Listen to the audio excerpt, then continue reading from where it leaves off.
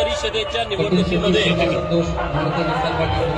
देशाचे नेते माननीय नरेंद्र मोदी साहेब, राज्याचे लोकप्रिय लाडके मुख्यमंत्री माननीय देवाभाऊ, जिल्ह्याचे पालकमंत्री माननीय चंद्रकांत दादा यांच्या नेतृत्वामध्ये भारतीय जनता पार्टीच्या कमळ चिन्हावरती 23+ नगराध्यक्ष असं संपूर्ण पॅनेल उभा केलं होतं.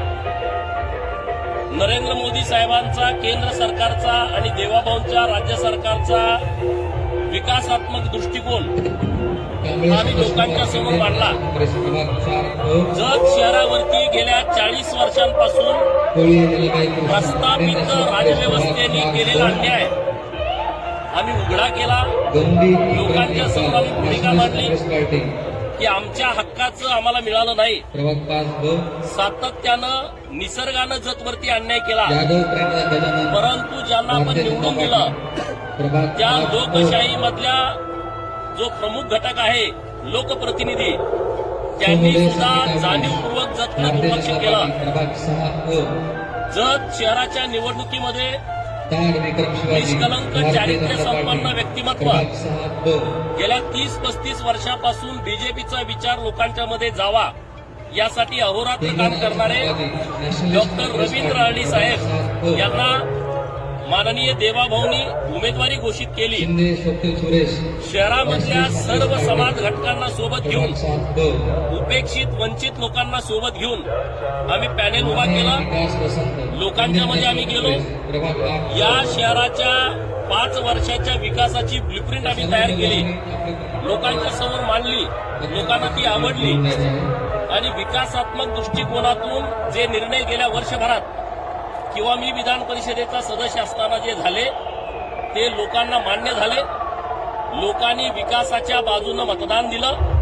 मी जत शहरातल्या मायबाप जनतेचं मनापासून आभार व्यक्त करेन की तुम्ही भारतीय जनता पार्टीवरती विश्वास ठेवला आणि तुम्हाला मी हाच शब्द देईन की आम्ही जो शब्द निवडणुकीच्या प्रचाराच्या निमित्तानं ब्लूप्रिंटच्या द्वारे जो शहरातील मायबाप जनतेला दिलाय तो एक न एक शब्द पुढच्या 5 वर्षामध्ये आम्ही पूर्ण करणार. डॉक्टर अळणी साहेबांच्या विजयानं, आमच्या नगरसेवकांच्या विजयानं जत शहराचा संपूर्ण कायापालट होणार याच्यावरती शिक्कामोर्तब झालाय. प्रस्थापित राजव्यवस्थेला लोकांनी नाकारलंय. पैशाचं राजकारण लोकांनी नाकारलंय. जिल्ह्यातील प्रस्थापित पुढारी यांनी खूप लक्ष जत नगर परिषदेच्या निवडणुकीकडे दिलं होतं. त्यांना लोकांनी चपराक दिलेली आहे. आमचे जे उमेदवार निवडून आले त्यांचं अभिनंदन. आमच्या विरोधी पार्टीतले जे उमेदवार काँग्रेस आणि राष्ट्रवादीचे निवडून आले त्यांचं सुद्धा अभिनंदन. त्यांना आव्हान आहे की आता जतच्या विकासासाठी आपण सगळेजण शहरामध्ये बदल करण्याच्या दृष्टिकोनातून प्रयत्न करूया. विकासाच्या कामासाठी तुम्ही आमच्या सोबत या. निवडणूक झाली, आज विषय संपला. आता इथून पुढं शहराचा विकास हाच आपल्या सर्वांचं उद्दिष्ट असलं पाहिजे, आपल्या सर्वांचं ध्येय असलं पाहिजे. सर्वात जास्त अभिनंदन मी गौतम आयवळे यांचं करेन. एका उपेक्षित समाजातला, एका छोट्या समाजातला माणूस एका प्रस्थापित पुढाऱ्याच्या मुलाच्या विरोधात उभा राहतो, प्रस्थापित व्यवस्था उद्ध्वस्त करतो. एका बाजूला सत्ता आहे, 12 महिने ज्यांच्या घरामध्ये लक्ष्मी पाणी भरते, ज्यांच्या घरांमध्ये नातेवाईकांच्या मध्ये 40-40 वर्ष सत्ता ठाण मांडून बसली आहे, अशा प्रस्थापित व्यवस्थेच्या विरोधामध्ये एका मायनर समाजातला मुलगा लढला आणि तो 160 मतांनी निवडून आला. डॉक्टर अळणी साहेब निवडून आले, त्याचा मला जितका आनंद आहे त्याच्यापेक्षा काही पट आनंद हा एक सामान्य घरातला पोरगा निवडून आला. त्यामुळं इथलं राजकारण पूर्णपणे बदललंय.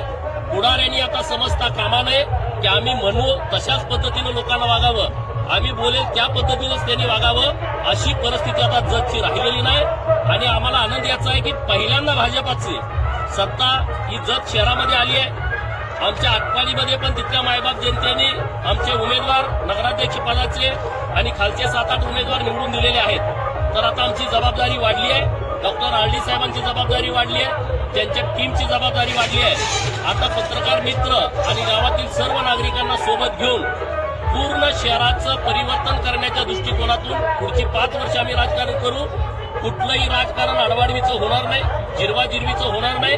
आजपासून पुढं एकदम चांगल्या पद्धतीचं राजकारण व्हावं असा प्रयत्न आम्ही करू. विरोधकांनी पण तसा प्रयत्न करावा. व्यवस्थित बसणार अपक्ष जे उमेदवार निवडून आलेले आहेत त्यांनी आम्हाला पाठिंबा दिलेला आहे. ते आता आमच्या रॅलीमध्ये पण होते. आणि आता मी हीच भूमिका मांडलेली आहे की आता राजकारणामध्ये न पडता विकासाच्या दृष्टिकोनातून या शहरात जे नगरसेवक निवडून आलेले आहेत, ज्या दिवसापर्यंत आपली निवडणूक होती त्या 6 वाजता आपला विषय संपला, जी आपली वैचारिक लढाई होती. परंतु इथून पुढं शहराच्या दृष्टिकोनातून तुम्ही आमच्या सोबत या. आता आमच्याकडे बहुमत झालेलं आहे, पण तरी सुद्धा आम्हाला आमचे जे मित्र पक्षातील लोक असतील किंवा विरोधी पक्षातले असतील त्यांच्या सहकार्याची आवश्यकता आहे. त्यांना सोबत घेऊन आम्ही काम करू. त्यांनाही आपल्या माध्यमातून आव्हान आहे की तुम्ही आमच्या सोबत डॉक्टर साहेबांच्या सोबत शहरामध्ये या, तुमची सगळ्या वार्डातली कामं करून घ्या. आम्ही तुम्हाला सर्वांना सपोर्ट करू.